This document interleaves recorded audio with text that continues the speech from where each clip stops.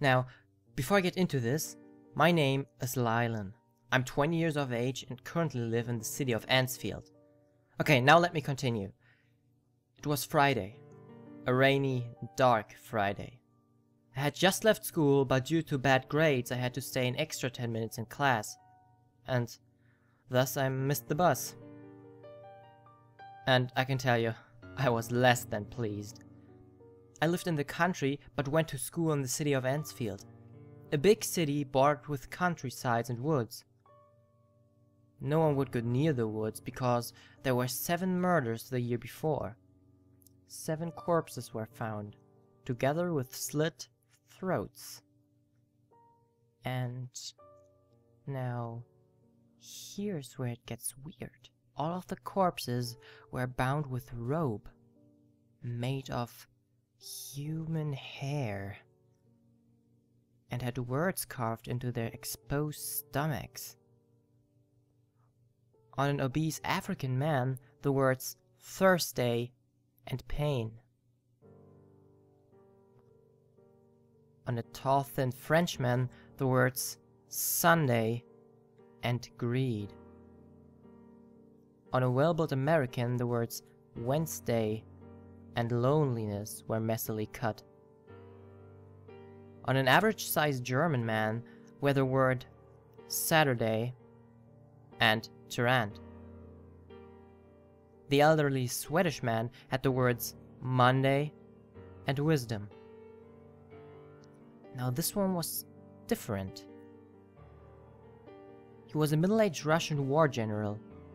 I'd asked the policeman what this corpse's name was because I was drawn to it, and in a weird, powerful way. I wish I had never heard that awful name.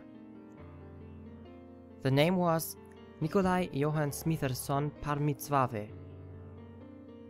It haunts me in my dreams. The words carved onto that man's stomach were the words Tuesday and resurrection. And the final body was a scrawny, short Middle Eastern woman. And on her were the words Friday and abuse. After that I wanted to move to the city. But I had to take care of my mother.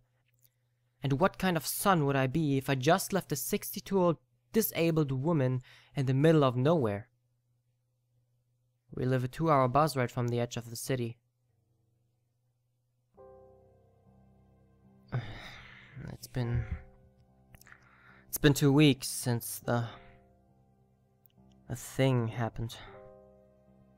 Okay, let's start from the beginning. It was 2 weeks ago. My mother needs help doing things and I'm her only family. And she needed something from a shelf and couldn't reach it.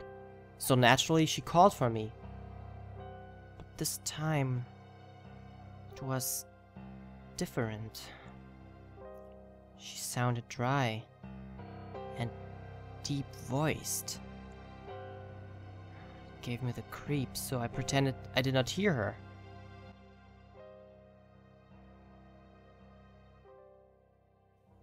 When I heard the voice again, it was right.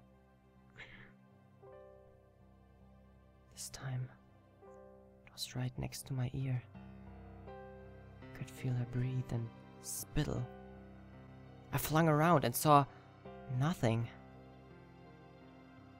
By this time I was scared out of my mind, so I decided I would go to the kitchen. As I was walking down the hallway, I saw it. My mother was on the ground, lurching forward as she vomited up thick yellow and red bile. I gagged and ran to help, but then she looked up and with her head and her body followed within 2.5 seconds, she was standing. No. She was hovering above the floor.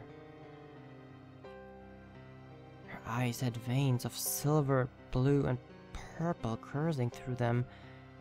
Soon her whole body was covered with them.